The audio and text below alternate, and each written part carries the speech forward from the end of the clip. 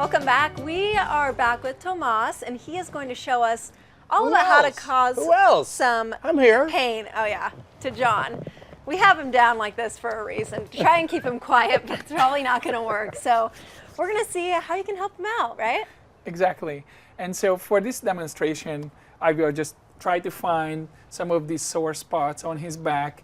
Gonna just come down on the muscles called the erectors and upper trapezius, and I will just nicely ease an elbow into his back. Nicely. And as I am just coming along in these muscles, and there's a saying in massage that if you think you are going slow, then slow down. That's how slow usually the result will happen. So you just nice and easy, and it's nice and easy. I always have to check in with the clients, of course, See because how they're doing. Exactly, because for some the depth is not the same as. When you're doing this, is it purely a verbal reaction you're looking for, or can you just feel it and it doesn't matter what they're saying or doing?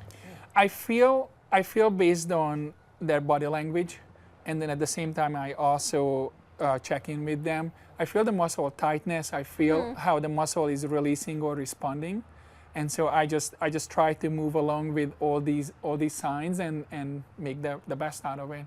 And you spend a couple minutes on each little section, or how does that work? Usually I just go along as the muscle is run within the body. So for example, for the erectors, they run from the glutes up to the neck. And so I'm trying to find the middle, so where the most meat is the muscle belly for this specific muscle, and try to feel what is going on within.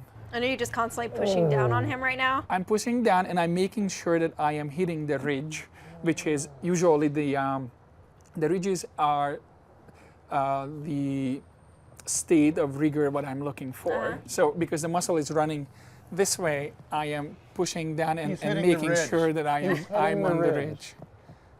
Yeah, how does it feel, John? Well, Talk down there a little bit.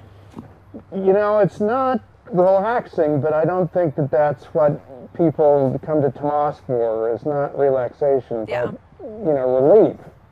And as much as it kind of hurts as he goes deep, I can hear you gritting your teeth already. Once he releases, you can feel relief immediately. Really? It's really, once you corner these muscles that are tight and you give them enough time to just respond, definitely these knots that I showed you when we had the break, they just kind of fade away and dissipate a little bit. Huh. And I mean, so, it looks pretty relaxing, John. I don't know what you're complaining about. He looks like he's not even hurting you. And Tomas, is this typically something you would see in a swimmer? Exactly. Swimmers have really strong upper bodies. Also, they use a lot of their rotator cuff muscles. And so many times the most painful areas for swimmers actually happen on top of the shoulder blade. Why did I bring this up? Yeah, we're in luck because John Hammarley is a swimmer, so let's just dive into that exactly. there. And get in there and cause some pain, Tomas. If I want it to be funny, I say you can always put an elbow anywhere you want to. And so in his case, his shoulder blade has some nice ridges there that we can just nicely release. And I'd love to see John Hammarley's face right now. You doing okay? I'm whimpering. Is this for anybody? I mean, do you do it a lot differently for someone my size who comes in, or is it still a relative same amount of pressure that you're putting on each person? I adjust pressure, and I always communicate of what is the goal, what the clients want, because that's really, I'm not just hurting people because I want to find those spots. I mean, there's no perfect body. You can find spots on everyone. It's really about what is it that you come in to see me for, and how can we achieve that goal together. So if you just come in to relax, I will make sure that you're not going to be in pain. In case you want to feel better and you want to have a result of, let's say, not having a back pain or neck pain or headaches, then I do have to create some pressure on the person to be able to achieve the desired results. When you were talking earlier about how if your hip hurts, you're not necessarily just going to go for their hip. If he had like, you know, searing headaches for a couple of days, is there a specific area that you would look to try and treat? Absolutely. Or is it different for everybody? No, it's actually, first I always go to the area that's most common in people.